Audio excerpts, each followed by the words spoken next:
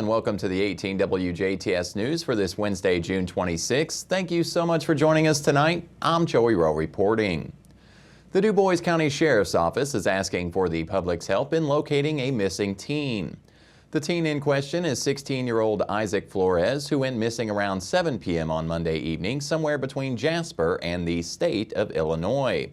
He was last seen wearing black jeans, black Nike Air Forces, and a black shirt.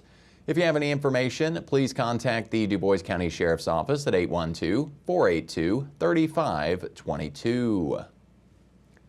Back on June 20th, the Du Bois County Sheriff's Office released a public safety statement regarding a domestic incident just outside of Holland in Du Bois County. In the altercation, David Williamson Jr. allegedly shot a female victim who is now in stable condition. On June 21st, a concerned citizen reported spotting Williamson's truck in the Sugar Ridge Wildlife Area in Pike County. Law enforcement from Du Bois County, Pike County, and the Indiana State Police converged on the area. Shortly thereafter, Indiana State Police officers located Williamson's vehicle and found him deceased inside.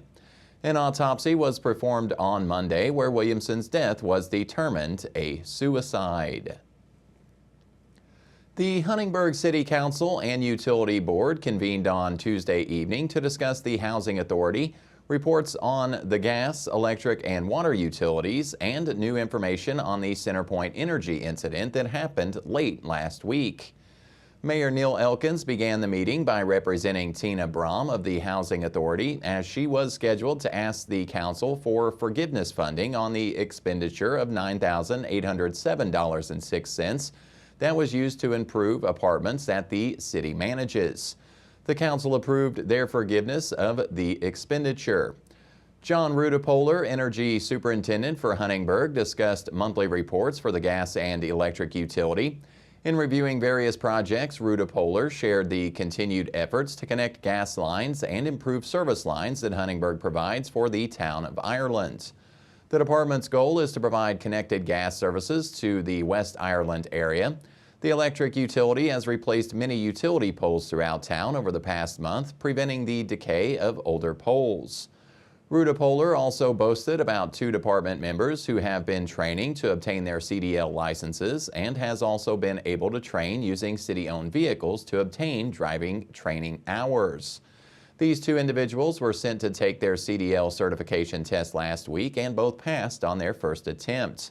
This will broaden the resource and capabilities of the Energy Department immensely. Jerry Austin, Water Superintendent for Huntingburg, reviewed the progress of the lead and water survey that they are still conducting on various water main lines around town. The Water Department is excited to be integrating GIS digital mapping into their management of water main lines, as this will help them keep a record of what type of infrastructure they place, the coordinates to locate these pipe installations, and any other type of future excavation or maintenance they may need to perform. Mayor Elkins concluded the meeting by updating the council on a phone call that he received from CenterPoint Energy, where they issued an apology for the unrest in their utility bill delivery to customers and non-customers in the Huntingburg area. Their communications department thought that it was a good idea to, since they weren't getting responses to calls and emails to their clients, just do a mass mailing of these cards. The cards went out to everybody in our zip code of 47542 and the surrounding zip codes between really Brettsville all the way over towards Holland to Ferdinand. I asked them, I said, how many clients actually should have received them? And they said less than 50. But they sent them to everyone. There was a lady that thought she was going to have to get a second job, pay her utilities, and we went to CenterPoint. I think the take on it in the news said that they'd like to follow up on it a little bit, but they thought the interesting thing was they didn't realize how inexpensive utilities were in the city of Huntingburg compared to what they're paying in the Evansville, Newburgh area. The Huntingburg City Council meets on the 2nd Tuesday of the month, and again with the addition of the Utility Board on the 4th Tuesday of every month, beginning at 5:30 p.m. Eastern in the City Hall Council chambers. Keeping Mr. Lincoln, the Lincoln Amphitheater's 2024 signature Lincoln production, will make its debut at the historic venue with a 3-night run beginning this Thursday, June 27th, and ending with a finale on Saturday, June 29th.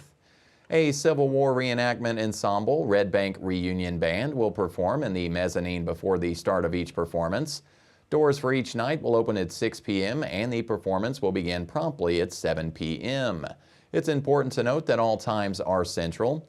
Keeping Mr. Lincoln celebrates Abraham Lincoln's entire life, his Kentucky childhood, Indiana youth, and Illinois and Washington, D.C. adulthood. It is a drama by Sandra Asher and is being produced by 1816 Theatrics for the Lincoln Amphitheater.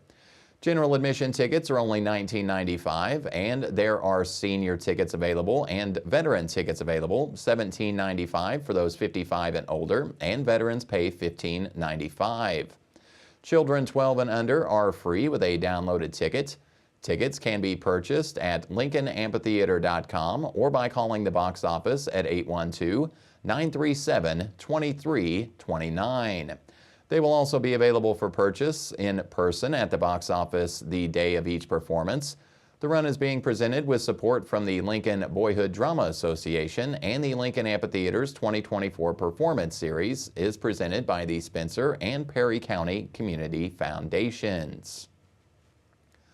The Warwick County Health Department has experienced significant upheaval last week and into this week, marked by a resignation and an arrest within its leadership. In response to those events, emergency meetings were held on Tuesday to address the turmoil and steered the department back on course. The Warwick County Health Board, in a unanimous 6-0 vote, appointed Dr. James Heinrich as the county's new health officer. Dr. Heinrich is the third individual to hold this position in just 1 month. The latest appointment follows the resignation of Dr. Julie Worley, who stepped down on Monday. Dr. Worley had assumed the role after Dr. Rick Yeager was suspended. Her resignation after a brief tenure of just over 2 weeks has once again left the department unable to issue vital records such as birth and death certificates. The Jasper Chamber of Commerce has announced they will be holding a series of 6 seminars called Digital Towns. These seminars are set to take place every Thursday from July 9th through August 13th from 12:30 to 1:30 p.m. at the Jasper Chamber of Commerce. They are free and open to any citizen, business, or not-for-profits and local government entities. Each seminar will cover different topics. The lineup of subjects are July 9th, Nuts and Bolts of Business, July 16th, Web Development and Maintenance, July 23rd, Basic Internet Knowledge and Applications, July 30th, Cybersecurity and Online Privacy, August 6th, Artificial Intelligence, also known as AI, and August 13th, Digital Marketing and Advertising. Attendees should bring their own laptop or device to all sessions for hands-on learning. The amount of people who can attend is limited and RSVP is required. To RSVP, contact the Jasper Chamber of Commerce. Some Indiana Medicaid beneficiaries will have to start paying premiums for the first time in years on July 1st.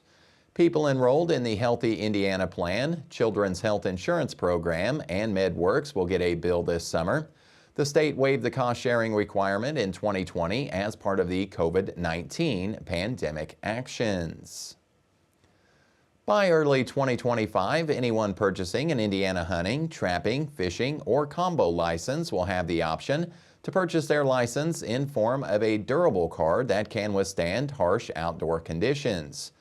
To celebrate this highly requested new product, the DNR is hosting a nature and wildlife-themed art and photo contest where the winner's artwork will be featured on the cards.